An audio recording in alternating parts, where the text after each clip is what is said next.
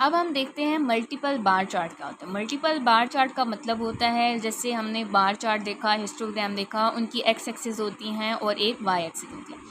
अब इसमें क्या होगा कि एक वाई एक्सिस के एक एक्स एक्सिस के अगेंस्ट हमारे पास दो वाई एक्सिस बनेंगे। मतलब एक इनपुट देंगे, मतलब कि जो एक्स एक्सिस होगी, और आउटपुट हमारे पास जो वाई एक्सिस होगी वो हमारे पास दो आएंगी।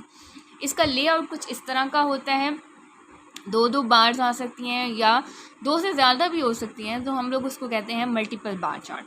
मतलब एक वैल्यू के अगेंस्ट हमारे पास दो दो बार्स आएंगी। जैसे हम एग्जांपल देख लेते हैं, ईयर, एरिया, प्रोडक्शन। ईयर्स जो है ये हमारे पास एक्स एक्सिस है, जिसके अंदर हमें ईयर्स गिवन है। अब हमारे पास इस ईयर के अगेंस्ट ये एरिया भी दिया हुआ है और ये प्रोडक्शन भी है। मतलब एक्स एक्सिस पे ये है और वाई एक्सिस पे ये भी है और ये भी है। ये अगर इनपुट हम देते हैं, हमारे पास एक आउटपुट ये आएगी, एक आउटपुट ये आएगी। तो हमारे पास एक ईयर के अगेंस्ट दो आउटपुट आ रही हैं, तो मतलब दो बार्स बनेंगी, तो इसको हम कहते हैं मल्टीपल बार चार्ट। सेम इस ईयर के लिए, इस ईयर के लिए। अब 1965 से 66 एक है। अब 66 के बाद 67 से स्टार्ट नहीं हुआ 1970 से स्टार्ट हुआ है। 67, 68, 69 नहीं है। तो मतलब इस ईयर के और इन ईयर्स के दरम्यान में क्या है, गैप है, जिसकी वजह से हम इसको बार चार्ट कहते हैं। मल्टीपल इसलिए कहते हैं क्योंकि एक वैल्यू के अगेंस्ट दो बार्स बन रही हैं, तो हमारे एक ईयर के अगेंस्ट दो बार बन रही हैं, तो हमारे पास मल्टीपल बार्स। और बार चार्ट इसलिए कहते हैं क्योंकि इनके दरमियान में गैप है, तो मल्टीपल बार चार्ट ये। अब हम अगर देखें तो हमारे पास एक्स एक्सिस पे हमने ईयर्स लिख लिए और वाई एक्सिस पे हम लोगों ने एरिया और प्रोडक्शन लिख ली। अब एरिया और प्रोडक्शन हमने वाई एक्सिस पे लिखी, ईयर्स हमारे पास। अब हम लोगों ने सबसे पहला ईयर देखते हैं 1965-66 तक जा रहा है। हमने एक स्टार्टिंग पॉइंट ले लिया और एक एंडिंग पॉइंट ले लिया। 1965 से 66 हमने नीचे लिख दिया। अब हमने कहा कि इसका जो एरिया है वो 2866 तक है। मतलब जो पहली आउटपुट बार की बनेगी वो 2866 तक है।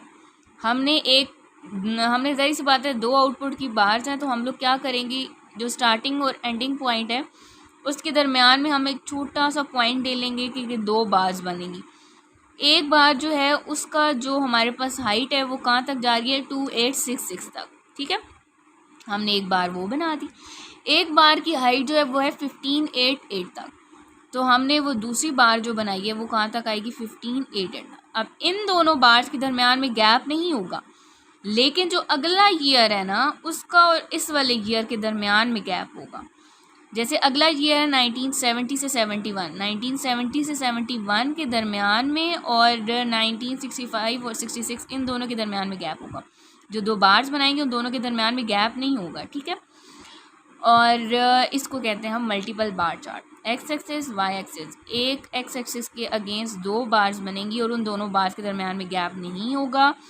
उनकी हाइट सेम भी हो सकती है, डिफरेंट भी हो सकती है, छोटी भी हो सकती है, बड़ी, तो इससे कोई फ़र्क नहीं पड़ता। लेकिन ये वाली एक इनपुट के अगेंस्ट दो आउटपुट हैं, इस आउटपुट के बाद जो अगले ईयर की आउटपुट होगी उन दोनों के दरमियान में क्या होगा, गैप होगा। इसको कहते हैं हम मल्टीपल बार चार्ट। अब हम देखते हैं एक एग्जांपल जिसके अंदर हम लोगों ने एक डिस्क्रीट डाटा ले लिया है। ये यहाँ से सारा डिस्क्रीट डाटा क्या है कि ये हमारे पास डिजिट की फॉर्म में, अगर तो पॉइंट्स में होता तो वो हमारे पास कंटिन्यूस डाटा हो जाता। अब हमारे पास डिस्क्रीट डाटा है और ये है अनग्रुप्ड डाटा। ठीक है, हमें इस तरह की फॉर्म में कोई भी डाटा गिवन होगा तो हमें नहीं पता कि ये कैसा डाटा है, ना इसका कोई ऑर्डर है, तो इसलिए ये क्या है, अनग्रुप्ड डाटा। कोई बड़ी वैल्यू पहले आई हुई है, कोई बाद में आई हुई है, तो इसको हम लोगों ने ग्रुप डाटा बनाना है। तो सबसे पहले तो हम लोग क्या करते हैं, सबसे स्मॉलेस्ट वैल्यू ढूंढते हैं और दूसरी हम लोग हाईएस्ट वैल्यू ढूंढते हैं। तो यहाँ पर जो स्मॉलेस्ट वैल्यू है वो 0 है और जो हाईएस्ट वैल्यू वो यहाँ पर क्या है, 9। हमने क्या किया, 0 और 9 ये हम लोगों ने लिख लिए। 0 से लेकर 9 तक काउंटिंग लिख लेंगे तो वो एक्स एक्सिस में आ जाएगी। ठीक है, अब हम लोगों ने एक टैली बार बनाना है। टैली बार हम तब बनाते हैं क्योंकि हम लोगों को फ्रीक्वेंसी निकालनी होती है। ठीक है, तो टैली बार फ्रीक्वेंसी को कैलकुलेट करने के लिए यूज़ होती है। अब हम लोगों ने देखना है कि इस डिस्क्रीट डाटा में जो 0 है वो कितनी बार आया है। तो हम लोगों ने काउंट किया तो 0 जो है वो 3 बार आया था। 1 2 3, 3 बार्स लगाएंगे और फ्रीक्वेंसी क्या हो जाएगी, 1 2 3। तो फ्रीक्वेंसी भी हम लोग लिख देंगे 3। अब हमने देखा 1 कितनी बार आया था, तो 4 दफ़ा आ रहा था, हमने फ्रीक्वेंसी लिख दी 4। 2 हमने देखा तो वो 4 बार्स लगा के जो 5th होती है वो इनको क्रॉस करती है, 6 दोबारा स्टार्ट हो जाती है, 6 7 8 9 10, जो 10 वाली होती है वो फिर कट कर देती है, ठीक है। तो ये जो 2 है हमारे पास 6 बार आ रहा था, तो हम लोग को अब जैसे ये 10 वाली देखते हैं तो 4 हमारे पास 10 टाइम्स आ रहा था, एक बार लगाई, 2 लगाई, 3 लगाई, 4 लगाई और 5वीं इनको कट करिए, फिर 6ठी लगाई, 7वीं लगाई, 8वीं, 9वीं, फिर 10वीं, फिर इसको कट करिए। तो इस तरह हम लोगों ने हर 5th वाली जो होगी वो एक कट वाली होती है। इस तरह हम लोगों ने टैली बार के थ्रू हम लोगों ने फ्रीक्वेंसी निकाली। अब हम लोगों ने क्या करना है, जब हम फ्रीक्वेंसी निकाल लेते हैं, अब हमने कहा कि हमें रिलेटिव फ्रीक्वेंसी भी चाहिए और हमें क्यूमुलेटिव फ्रीक्वेंसी भी चाहिए। रिलेटिव फ्रीक्वेंसी कैसे निकालते हैं और क्यूमुलेटिव फ्रीक्वेंसी कैसे निकालते हैं, हम ये देखेंगे। सबसे पहले हम देखते हैं कि सम ऑफ फ्रीक्वेंसी कैसे निकलती है। जब हमने सारी फ्रीक्वेंसी निकाल दी, इन सारों को जब हम ऐड करेंगे, 3 के अंदर 4, 4 के अंदर 6, 6 के अंदर 7, ये सारे ऐड कर लेंगे जब, तो हमारे पास जो सम आएगा वो 50 के इक्वल होगा। तो ज़रूरी नहीं है, आपका जो डाटा होगा उसके मुताबिक होगा, मेरा इधर 50 आ रहा था। अब हम देखते हैं कि जो क्यूमुलेटिव फ्रीक्वेंसी होती है वो क्या होती है। क्यूमुलेटिव फ्रीक्वेंसी के लिए क्या होता है, जो पहली फ्रीक्वेंसी होती है क्यूमुलेटिव की, तो वो हम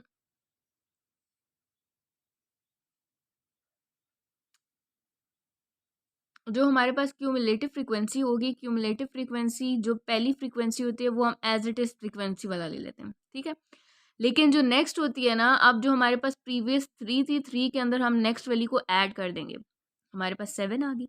अब जो 7 आई है ना, उसके अंदर हम लोग नेक्स्ट वाली फ्रीक्वेंसी ऐड कर देंगे, तो हमारे पास 13। अब जो 13 आया उसके अंदर हम लोग नेक्स्ट वाली ऐड कर देंगे। इसी तरह हम नेक्स्ट फ्रीक्वेंसी ऐड करते रहेंगे, जो हमारे पास एंड वाली बनेगी क्यूमुलेटिव फ्रीक्वेंसी, जो लास्ट क्यूमुलेटिव फ्रीक्वेंसी आएगी वो किसके इक्वल होगी, जो हमारे पास सम ऑफ फ्रीक्वेंसी होगा। सबसे पहले हमने क्या किया, फ्रीक्वेंसी को एज इट इज़ लिखा, फिर जो फ्रीक्वेंसी होगी उसके अंदर नेक्स्ट वाली फ्रीक्वेंसी को ऐड किया, हमारे पास 7 आया, 7 के अंदर हम फिर अगली फ्रीक्वेंसी ऐड करेंगे, 13 आया, 13 के अंदर इस तरह हम करते रहेंगे। जो हमारे पास लास्ट क्यूमुलेटिव फ्रीक्वेंसी आएगी वो हमारे पास सम ऑफ फ्रीक्वेंसी, जो हमने इनका सम निकाला था उसके इक्वल आई। तो ये थी हमारे पास क्यूमुलेटिव फ्रीक्वेंसी। अब हमने देखना है कि जो रिलेटिव फ्रीक्वेंसी है वो कैसे निकालते हैं। रिलेटिव फ्रीक्वेंसी जो है वो हम निकालते हैं, अगर हमने इस वाली फ्रीक्वेंसी की रिलेटिव फ्रीक्वेंसी इस वाली वैल्यू के अगेंस्ट हमने रिलेटिव फ्रीक्वेंसी निकालनी है इस फ्रीक्वेंसी के लिए, तो हम क्या करेंगे, जो 3 है इसको हम डिवाइड कर देंगे किससे, सम ऑफ फ्रीक्वेंसी से। 3 को 50 से डिवाइड किया तो जो वैल्यू आएगी हम वो लिख देंगे। इधर एक और कॉलम बनाएंगे रिलेटिव फ्रीक्वेंसी का, 3 divided by 50, 4 divided by 50, 6 divided by, her frequency को किससे डिवाइड करना है, सम ऑफ फ्रीक्वेंसी से। तो जो जो वैल्यूज़ आएंगी उन सबको एंड पे जब हम ऐड करेंगे, जो रिलेटिव फ्रीक्वेंसी का सम बनेगा, जैसे हमने सम ऑफ फ्रीक्वेंसी किया था, इसी तरह जब हमारे पास रिलेटिव फ्रीक्वेंसी का जो है सम बनेगा वो हमारे पास किसके इक्वल होगा, 1 के इक्वल बनेगा। तो वो हमारे पास रिलेटिव फ्रीक्वेंसी होगा।